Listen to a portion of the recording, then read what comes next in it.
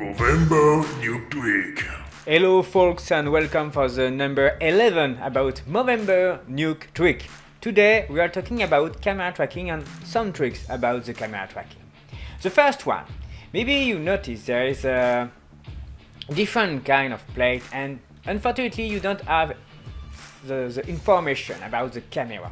You don't have any information about the lens distortion or even the sensor size. For the sensor size, there is a trick. Just conserve and preserve the aspect ratio of your picture. What I mean? For example, I have a plate with this resolution, and I can use this resolution as a reference for the sensor size. For example, I just transform this in a 61mm on 31. A second case, I have something from a HD camera. I don't know why. I don't know if it's a Canon, a Nikon, a DSLR. No matters. Why?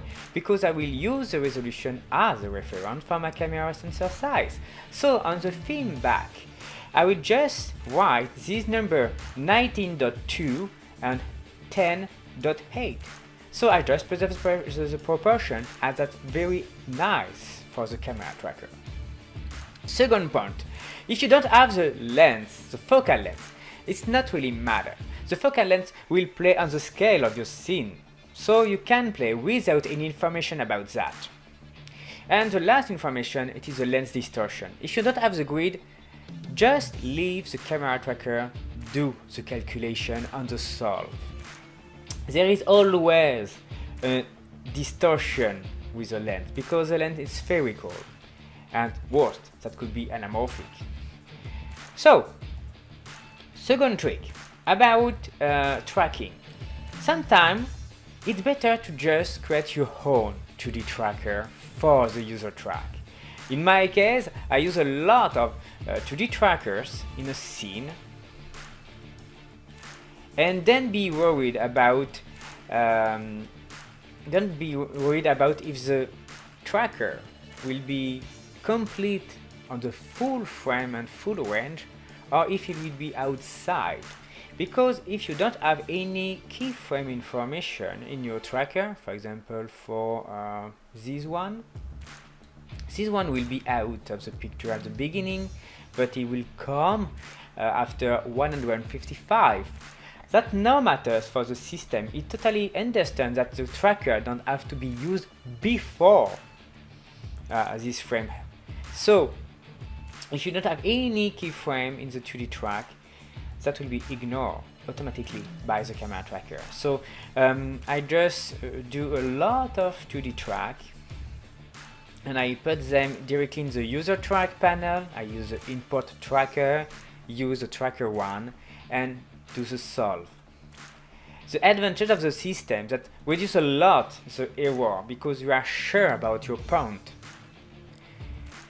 The inconvenient, unfortunately, that's difficult to follow the error system, because if I try to select them, you will see there is not really information in the auto tracks panel, because it is not auto track, it is user track.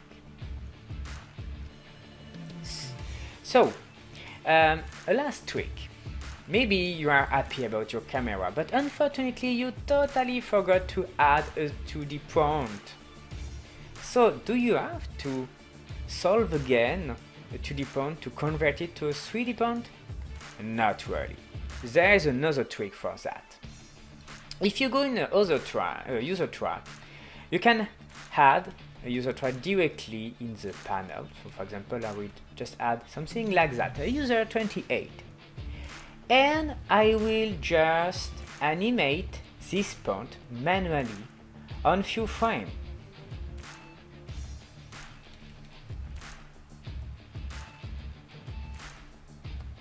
This doesn't change my solve for the moment. But if I want to convert this 2D point in a 3D point, you maybe expect that I will use the solve or the update solve to convert this 2D point in 3D point. No, you don't have to do this.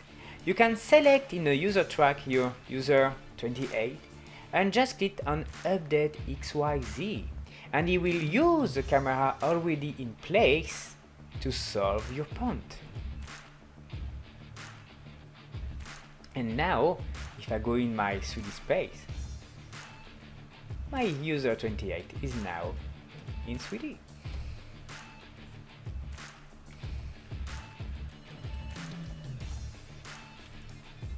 So that's perfect for in a situation to add prompt without to break your camera. So that's all, folk. Don't forget, this is a Movember, so please go on my webpage for the Movember and give a donation. That will be really, really appreciated. See you for the next week. Bye.